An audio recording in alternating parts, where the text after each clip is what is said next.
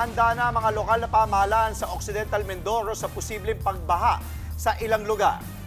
Bunsod yan ng ilang o ulang ibabagsak ng hanging habagat na palalakasin ng Bagyong Inday. Live mula sa Mamburao, Occidental Mindoro, nasa frontline ng balitang yan si Mon Gualvez. Mon, kumusta ang lagay ng panahon dyan? Andre, Angela, sandaling huminto yung malakas na buhos na ulan dito sa bayan ng Mamburao pero ginising ng malakas na pag-ulan ng maraming residente rito sa malaking bahagi ng Occidental Mindoro dulot nga ng hanging habagat na hinahatak ng Bagyong Inday. Ang pinangangambahan kasi dito sa probinsya, oras na magtuloy-tuloy daw yung malakas na pag-ulan na ganyan, posibleng lahat ng 11 bayan ng probinsya ang maapektuhan ng matinding pagbaha. Sa ngayon, nakataas ng blue alert status sa buong probinsya ng Occidental Mindoro. Handa na ang lahat ng sangay sa posibleng epekto ng ulang ibabagsak dulot nga ng hanging habagat. Ayon sa PDRRMO ng probinsya, lahat ng 11 bayan ng probinsya ay madalas daw makaranas ng pagbaha. Karamihan kasi sa mga ilog dito, mababaw na, kaya't mabilis na ring umapaw. Tigil na rin muna sa paglaot ang mga mangingisda sa bayan ng Mamburao. Sa drone video nga ng News 5, makikitang nakatabi na muna ang kanilang mga bangka.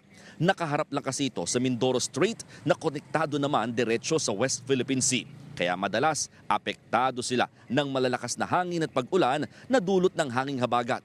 Andre, Angela, sabi naman ng LGU at ng PDRRMO ng Occidental Mindoro, handa rin sila magpatupad ng preemptive at forced evacuation sa probinsya. Pag nagkataon kasi, hindi bababa sa mahigit 2,000 pamilya o lampas 8,000 individual ang kinakailangang ilikas kaagad dito sa Occidental Mindoro. Pakinggan natin ang magkasunod na pahayag ng lokal na pamahalaan ng Mamburao at PDRRMO ng Occidental Mindoro. Medyo may mga areas po kami na heavily silted na especially yung Mamburao River. Hindi ho kaya ng munisipyo yan kasi syempre mag-entail po ng a lot of funding yan, national intervention din in the form of programs and projects na at least kung ma-desilt or mabawasan ho yung natin, mapalalim ho ng konti. Kapag pinalakas ng habagat, lumalakas ang ulan, tumataas ang level ng tubig, ang resulta nito, malawak ang pagbaha dito sa amin. So, maraming barangay sa atin, alam natin na nalulubog at ito yung ating kinakatatakutan.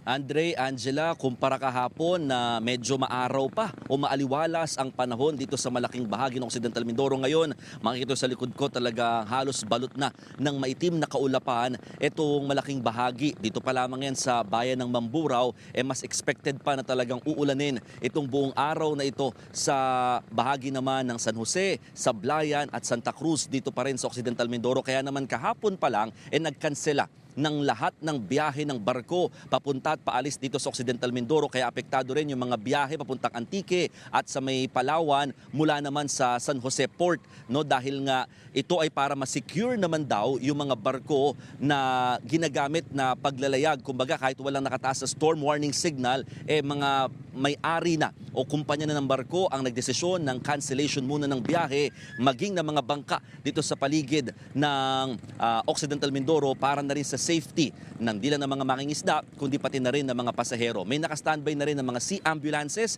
just in case naman na kailanganin oras na magkaroon ng rescue operations. Andre, Angela. Live mula sa Occidental Mindoro, mag-ingat ka dyan. Maraming salamat, Mon Gualvez. Mga kapatid, Andre Felix po, manatiling may alam pagdating sa mga mahalagang balita sa loob at labas ng bansa. Mag-follow at mag-subscribe na po sa social media pages ng News 5.